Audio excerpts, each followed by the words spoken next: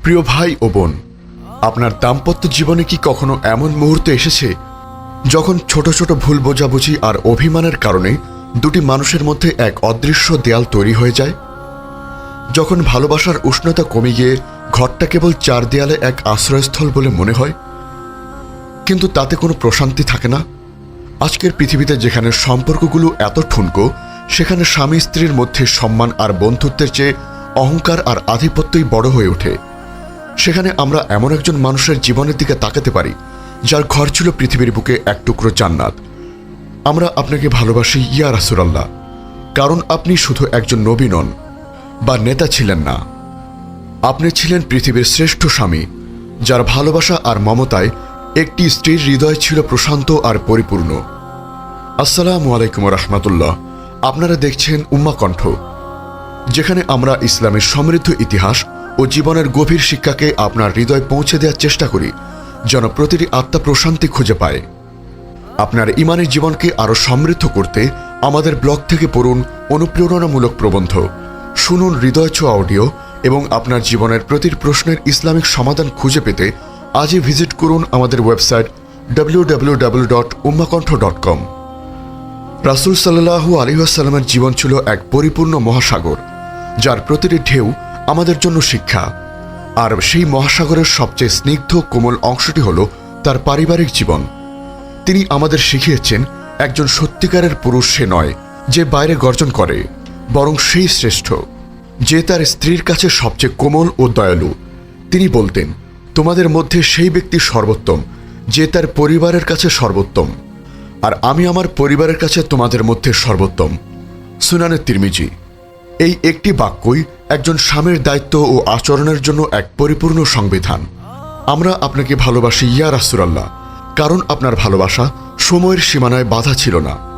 আপনার প্রথম স্ত্রী উম্মুল মুমিনিন খাদিজা রাদিয়াল্লাহু আনহার প্রতি আপনার ভালোবাসা ছিল কিংবদন্তি তুল্য।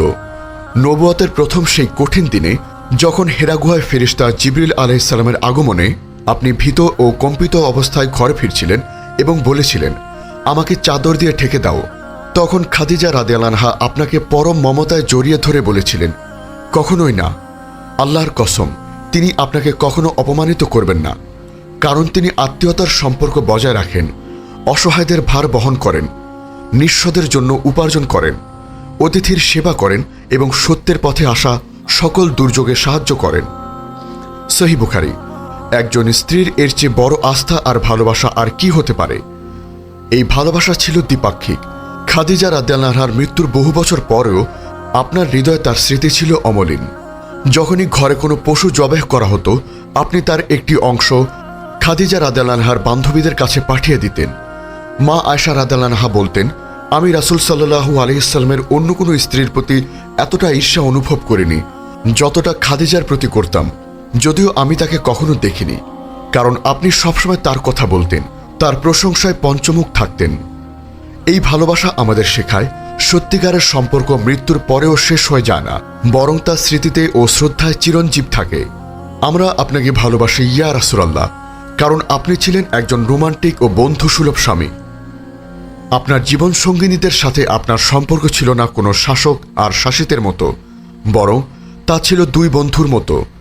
মা আয়েশা রাদিয়াল্লাহু আনহার সাথে আপনার খুনসুটি আর ভালোবাসার গল্পগুলো আজও আমাদের হৃদয়কে নাড়া দেয়। একবার সফরে আপনি তার সাথে দৌড় প্রতিযোগিতায় হেরে গিয়েছিলেন। বহু বছর পর আরেক সফরে মা আয়েশা রাদিয়াল্লাহু আনহার শরীর কিছুটা ভারী হয়ে গিয়েছিল, তখন আপনি পুনরায় তার সাথে দৌড় প্রতিযোগিতা করলেন এবং জিতে গেলেন। এরপর আপনি হেসে বলেছিলেন, আয়েশা, এই জায়গাটা সেই দিনের সেই হারের প্রতিশোধ। কি অপূর্ব এক ভালোবাসার প্রকাশ! তিনি তার স্ত্রীদের সাথে কেবল স্বামী হিসেবে নয়, একজন বন্ধু হিসেবে মিশতেন। তিনি মা আয়েশা রাদিয়াল্লাহু আনহার পান করা পাত্রে ঠিক একই জায়গায় মুখ লাগিয়ে পানি পান করতেন। এই ছোট ছোট কাজগুলোর মাধ্যমে তিনি শিখিয়ে গেছেন, দাম্পত্য জীবনে ভালোবাসা প্রকাশ করার জন্য বড় কোনো আয়োজনের প্রয়োজন হয় না, বরং ছোট ছোট যত্ন আর সম্মানই সম্পর্ককে মধুর করে তোলে। ইয়া রাসূলুল্লাহ, আজকের সমাজে যেখানে ঘরের কাজকে শুধুমাত্র নারীদের দায়িত্ব বলে মনে করা হয়, সেখানে আপনার জীবন এক বিপ্লবী আদর্শ স্থাপন করেছে। আপনি নিজের কাজ নিজে করতেন, কখনো দ্বিধা করেননি। আপনার নিজ কাপড় নিজে সেলাই করতেন, জুতা মেরামত করতেন, বকরির দুধ দোহন করতেন এবং পরিবারের কাজে স্ত্রীদের সাহায্য করতেন।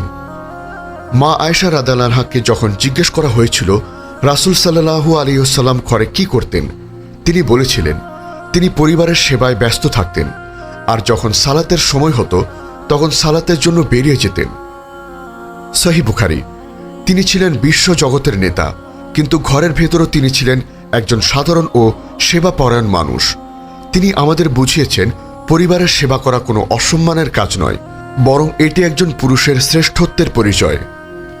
আমরা আপনাকে ভালোবাসি ইয়া রাসূলুল্লাহ, আপনার অকল্পনীয় ধৈর্য আর ক্ষমতার জন্য।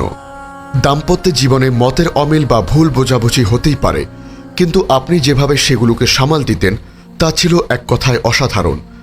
একদিন আপনার একজন স্ত্রী অন্য একজন স্ত্রীর পাঠানো খাবারের বাটি রাগের মাথায় ভেঙে ফেলেছিলেন। সেখানে উপস্থিত সাহাবীরা হয়তো ভেবেছিলেন আপনি প্রচণ্ড রেগে যাবেন, কিন্তু আপনি কি করলেন? আপনি শান্তভাবে ভাঙা বাটির টুকরোগুলো জড়ো করলেন এবং মেহমানদের জন্য খাবার একত্রিত করলেন। এরপর আপনি হেসে বললেন, তোমাদের মা ঈর্ষান্বিত হয়ে পড়েছিল। আপনি রাগান্বিত হননি, চিৎকার করেননি, অপমান করেননি, বরং আপনি পরিস্থিতিকে এমনভাবে সামাল দিলেন যা ভালোবাসা আর সম্মানের এক নতুন দিগন্ত উন্মোচন করল। তিনি আমাদের শিখিয়েছেন রাগ দিয়ে নয়, ভালোবাসা আর প্রজ্ঞা দিয়ে সমস্যার সমাধান করতে হয়। আপনার স্ত্রীদের প্রতি আপনার মনোযোগ ছিল গভীর। মা আয়েশা রাদিয়াল্লাহু আনহা একবার উম্মেজার এর দীর্ঘ কাহিনী শোনাতে শুরু করলেন, যেখানে 11 জন নারী তাদের স্বামীদের সম্পর্কে বর্ণনা দিচ্ছিল। আপনি দীর্ঘ সময় ধরে পরম মনোযোগ দিয়ে সেই গল্প শুনলেন।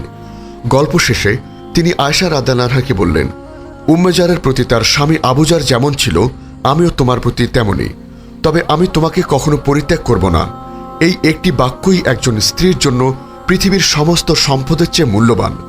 তিনি শুধু একজন শ্রোতাই ছিলেন না, তিনি ছিলেন একজন সমমর্মী বন্ধু, যিনি তার স্ত্রীদের অনুভূতিকে সম্মান করতেন। হে আমাদের প্রিয় ভাই ও বোনেরা, রাসূল সাল্লাল্লাহু আলাইহি ওয়াসাল্লামের দাম্পত্য জীবন ছিল ভালোবাসা, শ্রদ্ধা, বন্ধুত্ব আর ক্ষমার এক জীবন্ত উদাহরণ। তার ঘর ছিল এমন এক প্রশান্তির নীড় যেখানে কোনো অহংকার বা আধিপত্য স্থান ছিল না, ছিল কেবল পারস্পরিক মমতা আর আল্লাহর প্রতি কৃতজ্ঞতা।